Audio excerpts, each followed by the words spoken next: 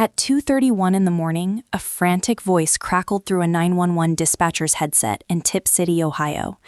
"Somebody broke into my home. Somebody broke in my home and shot my wife. She's got 2 shots to her head. There's blood everywhere. Oh my God, oh my God, oh my God." The caller was Caleb Flynn, a former American Idol contestant, a worship pastor, a man who had once told the world on national television that he loved his wife more than anything.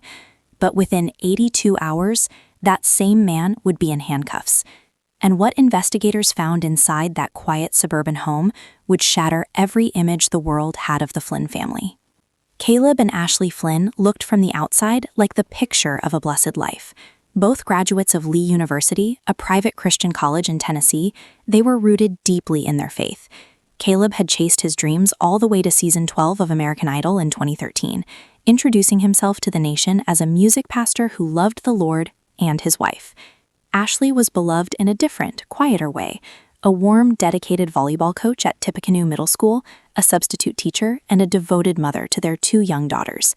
They worshiped at Christian Life Center in Butler Township, Ohio, where Caleb served as a worship leader. To their neighbors on Cunningham Court, they were simply the young family in the cul-de-sac who waved when you mowed your lawn. February 16, 2026, Tip City, Ohio, 2:31 a.m. Officers were dispatched to the Flynn residence on a report of a burglary in progress. A resident had been shot in the head. When they arrived, Caleb met them at the door.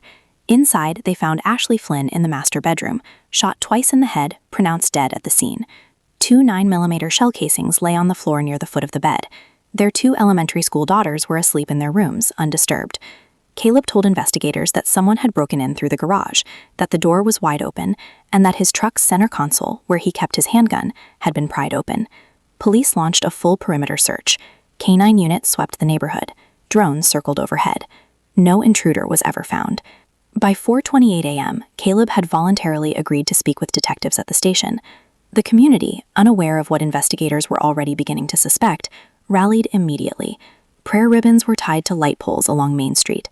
A GoFundMe surpassed $100,000 in days. A local pizza restaurant pledged its weekend sales to the family. Then came the detail that changed everything.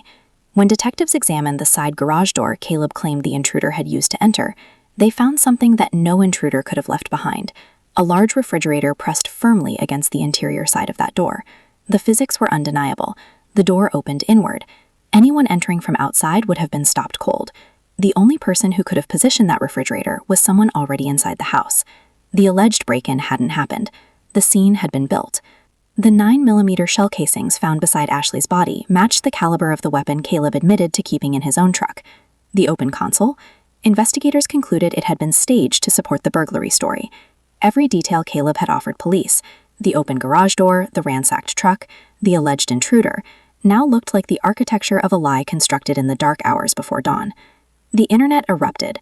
On Reddit and across social media, the public began dissecting every frame of Caleb's American Idol audition, replaying his words, "I love my wife more than anything," with a new, chilling lens. Unconfirmed online speculation swirled around a possible affair with a church colleague named Alahika Botner, though authorities have not publicly named a motive. Others pointed to the couple's financial and professional ties, suggesting a potential divorce could have unraveled Caleb's livelihood, reputation, and identity all at once. When the GoFundMe funds were quietly redirected to Ashley's daughters after his arrest, the comment sections filled with a grief-soaked fury that only the internet can produce. Psychologists who study intimate partner homicide point to a chilling pattern that may be relevant here. The perpetrator, who presents as a devoted, faith-centered family man, publicly committed to an image of goodness, can become violently destabilized when that image is threatened. When identity, marriage, vocation, and social standing are inseparably fused, the perceived loss of one can feel like the destruction of everything.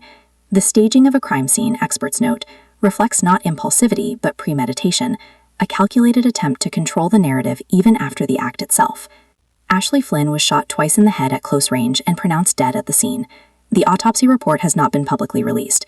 Authorities declined media requests for both the report and body camera footage, citing the ongoing investigation. What is confirmed, she died 8 days before her 38th birthday. The church canceled her public celebration of life. Her daughters lost their mother before they ever woke up that morning. Caleb Flynn was arrested on February 19, 2026, charged with murder, 2 counts of felonious assault, and 2 counts of tampering with evidence. He pleaded not guilty. At his arraignment, visibly emotional, he told the judge, "I just want to take care of my daughters. I'm not a risk." His bond was set at $2 million. His attorney called the investigation a rush to judgment. His preliminary hearing, originally scheduled for February 26th, was waived and rescheduled to March 26, 2026. Caleb has since waived his right to a speedy trial. The case is still unfolding. The motive has not been confirmed. The autopsy results have not been released. And somewhere in Tip City, 2 little girls are growing up without their mother, while their father sits in a jail cell, maintaining his innocence. So here's what I want to leave you with. If the refrigerator couldn't have been moved from the outside, who moved it? And more importantly, why? Drop your thoughts in the comments. Do you think Caleb Flynn is guilty?